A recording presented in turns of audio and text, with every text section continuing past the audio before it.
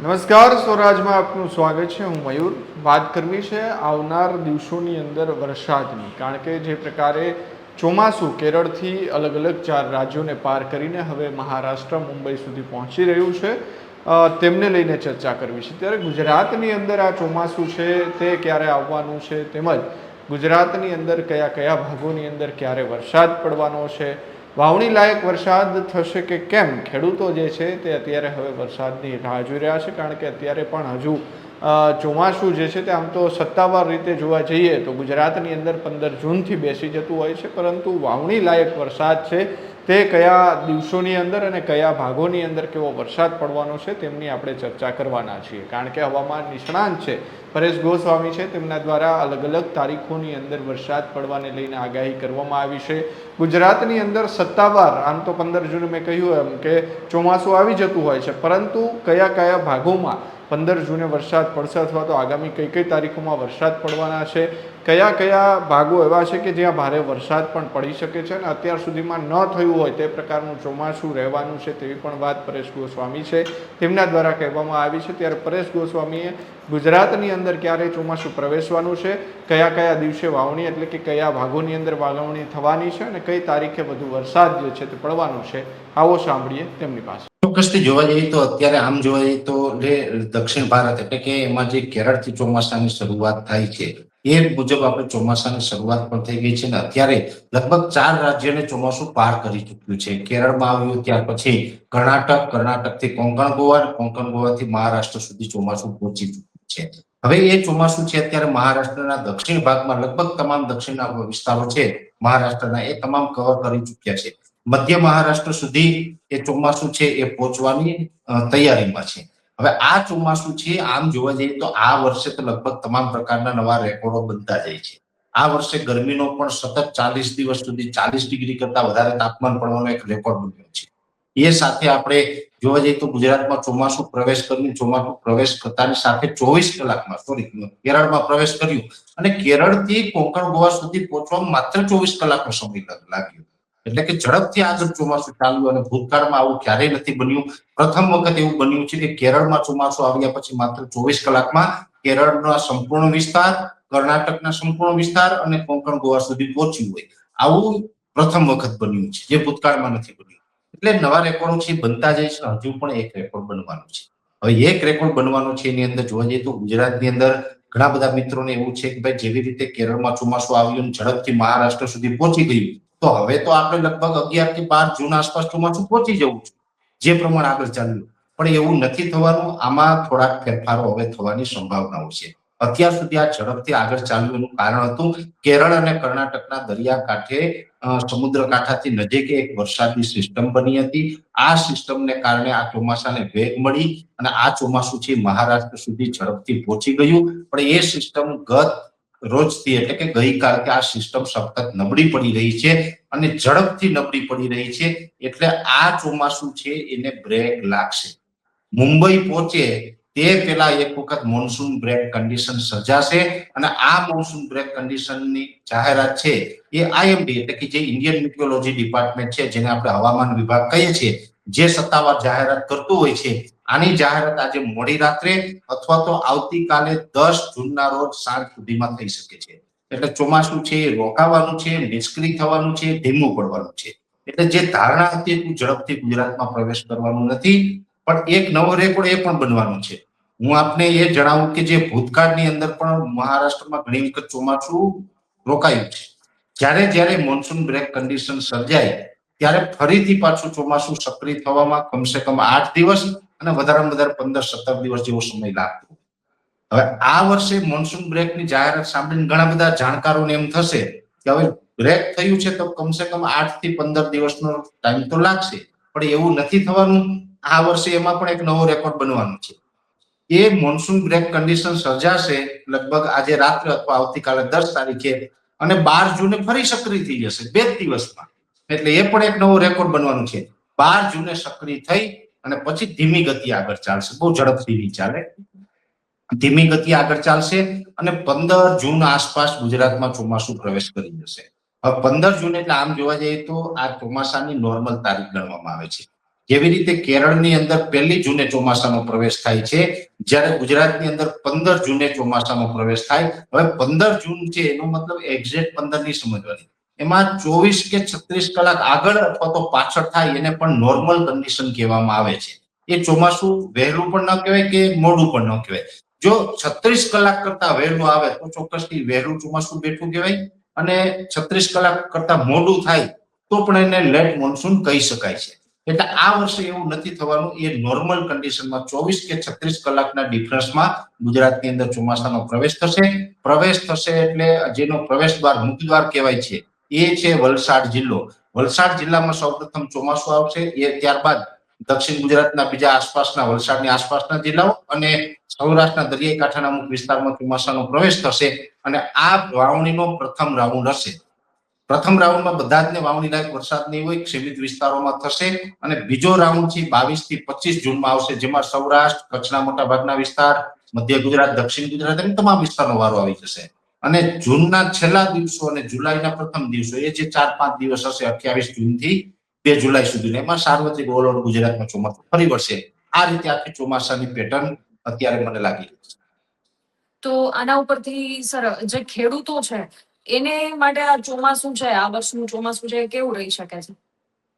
જો પહેલી વાત તો એ છે કે ચોમાસું કદાચ વહેલું આવી જાય કે મોડું આવે કે 2-3 તબક્કામાં વાવણી થાય, એનાથી ખેડૂતો ડરવાનું નથી કે ભાઈ એનાથી નબળું થશે એવું ના હોય. પણ આ વર્ષની વાત છે તો આ વર્ષે ચોમાસું છે અલગ રહેવાનું છે, એ ચોક્કસ વાત છે.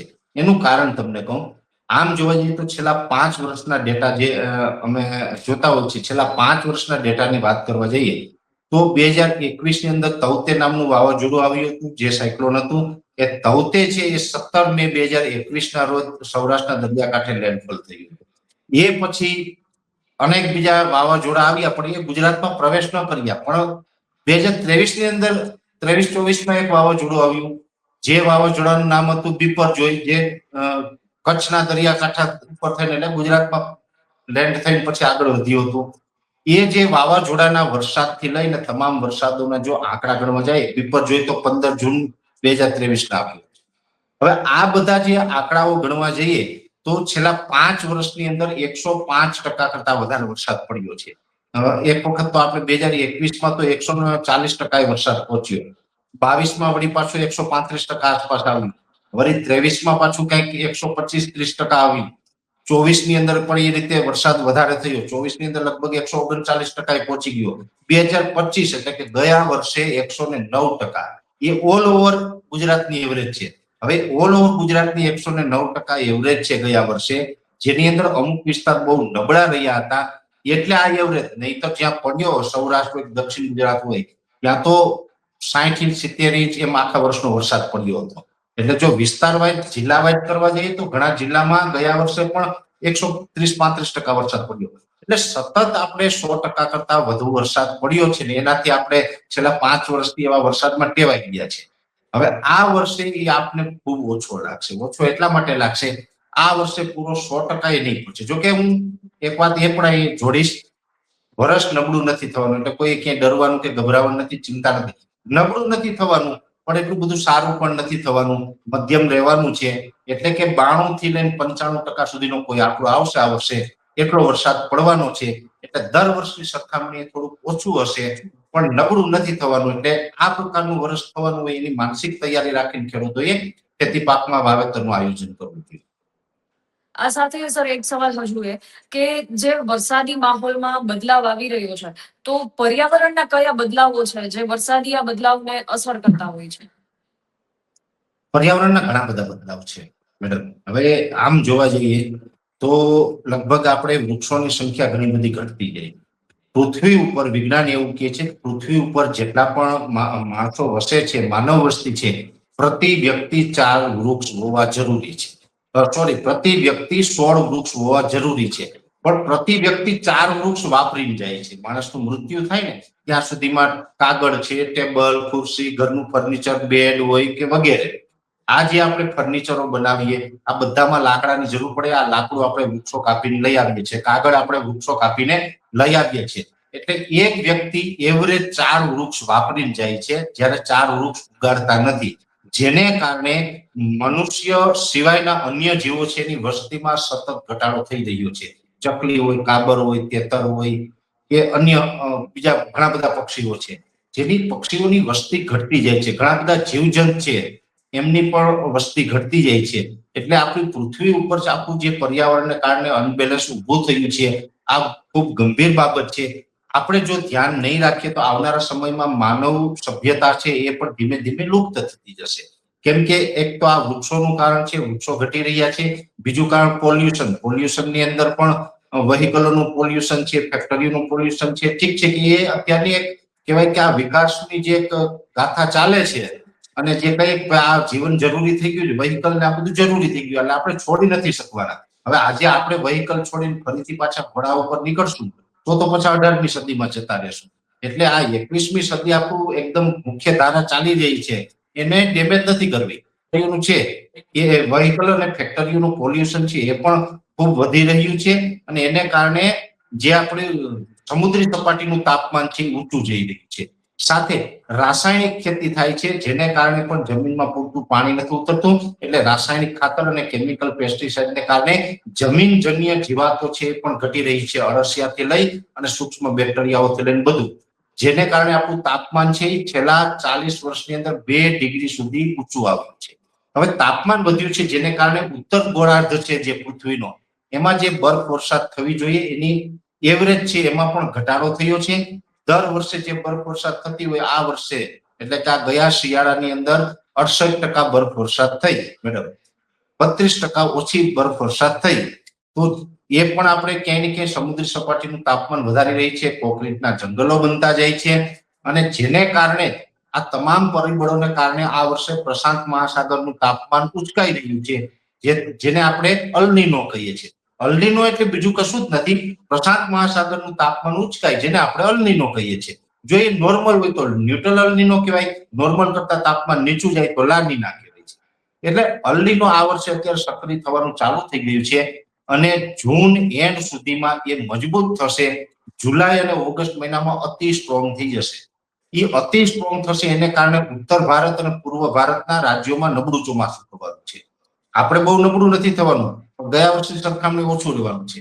કેમ કે એ અલ્નીનોને કારણે એ ઇફેક્ટ આવવાની છે, પણ એક પેરામીટર એવું પણ છે કે જે ગુજરાતને ફાયદો કરાવશે, એ છે આઈઓડી. આઈઓડી એટલે કે ઇન્ડિયન ઓશન ડેપોલ. ઇન્ડિયન ઓશન ડેપોલ એટલે કે હિન્દ મહાસાગરનું જે તાપમાન છે એ ફેવરેબલ રહેવાનું છે, જેને કારણે અરબ સાગરની અંદર સિસ્ટમો વધારે બનશે, બંગાળની ખાડીમાં થોડી ઓછી બનશે અને એને કારણે અરબ સાગરને કાંઠે આવેલા 5 રાજ્ય છે ગુજરાત, મહારાષ્ટ્ર, કોંકણ, ગોવા, કર્ણાટક અને કેરળ, આ 5 રાજ્યમાં ચોમાસું સારું રહેવાનું છે. એટલે આ પ્રકારની આખી જે પેટર્ન અત્યારે આપણે જોઈ રહ્યા છીએ એની પાછળ જે આ તમે ખાસ કરીને પ્રદૂષણથી લઈને જે તમારો સવાલ છે એ આ બધું આપણે આનું ભોગવી રહ્યા છે અને આની ઉપર બધાએ ધ્યાન રાખવું પડશે. પોલ્યુશન ઓછું થાય એવું કરવું પડશે. આવનારા સમયમાં શક્ય હોય તો હવે લોકોએ ઇલેક્ટ્રિક વ્હીકલો ઉપર પણ જવું પડશે. એ સાથે વૃક્ષો પણ વધારે વાવવા પડશે અને રાસાયણિક ખેતી છે એ છોડીને ઓર્ગેનિક ખેતી તરફ વળવું પડશે. આ તમામ પ્રકારની કાળજી રાખશું તો જે અત્યારે વાતાવરણ ડેમેજ થયું છે આ ડેમેજ કંટ્રોલ આપણે કોઈ 2-5 વર્ષમાં નહીં કરી શકીએ. અત્યારથી આપણે કાળજી રાખશું તો આવનારી પેઢીને લાભ મળશે, આપણી પેઢીને લાભ નહીં મળે. એટલો લાંબો સમય આ પર્યાવરણને સુધારવામાં લાગશે. જેટલી ઝડપથી બગડી રહ્યું છે એટલી ઝડપથી સુધારી ન શકાય. એટલે આ ખૂબ ગંભીર બાબતો છે અને આને ગંભીરતાથી લેવી પણ જોઈએ.